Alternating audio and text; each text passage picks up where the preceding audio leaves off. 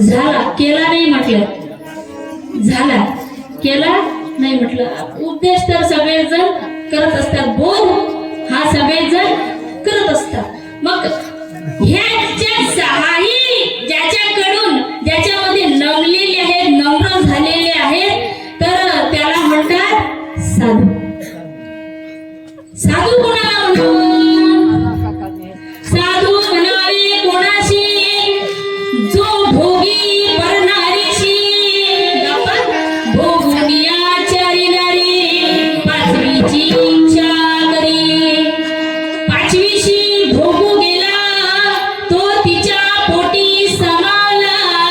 तुका म्हणे साधू झाला, जन्म मरण नाही त्याला. गोपाल कृष्ण भगवान की जय. साधू कोणाला म्हणतात? कोणाला म्हणतात ना साधू? मनातल्या मनात आपल्या सगळ्यांच्या काय फुटून राहिले? बाप्पा साधू याला साधू म्हणतात. आणि असं व्हावं लागते. साधू म्हणावे कोणाशी?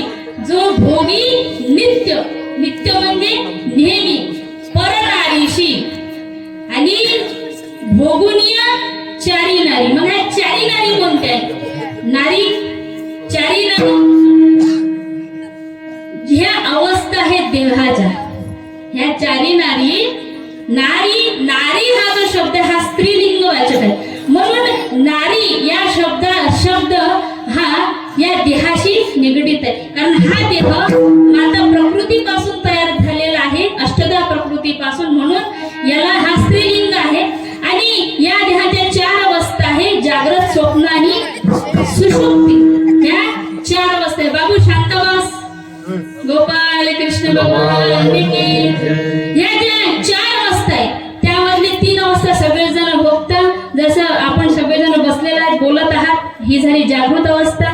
झोपता स्वप्न पडते तर ती स्वप्न अवस्था, आणि गाढ झोपी जाता ती सुषुप्ती अवस्था. आणि या तीन मग नंतर झोपी उठल्यानंतर मला स्वप्न पडलं होतं, असं असं स्वप्न पडलं होतं हे सांगणार.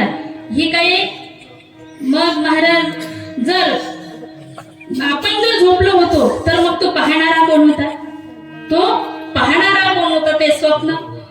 मग भोगुनिया चारी नारी चौथी जी अवस्था आहे, तर चौथी अवस्था म्हणजे ध्यान अवस्था आहे. यांनी ह्या जो साधक या चारही नारीशी, या चारही नारीला जो भोगतो, तर महाराज त्याच्यानंतर ध्यान अवस्था प्राप्त झाल्यानंतर जी पाचवी नारी आहे, तर ती पाचवी म्हणजे अलक्ष मुद्रा. आणि त्या अलक्ष जो परमात्मा आहे, रंग नाही, रूप नाही, ना कोणता कलर आहे, तर असा जो अलक्ष आहे, तर पाचवीची इच्छा करी. मग ते जे आहे तर त्याची इच्छा करतो, त्या परमतत्वाची इच्छा करतो. आणि मग पाचवीशी भोगू गेला तो तिच्या पोटी सामावला. आणि मग तो फक्त जगाच्या कल्याणात, संतांच्या विभूती, देह कष्ट भीती परोपकारी. आणि मग त्यांचा जो उपदेश आहे, त्यांचा जो उपदेश आहे, तर तिसरा आहे श्री गुरु. श्री गुरु सारिका असता पाठी राखा, इतरांचा लेखा कोण जाणे. मग माऊली ज्ञानेश्वर महाराज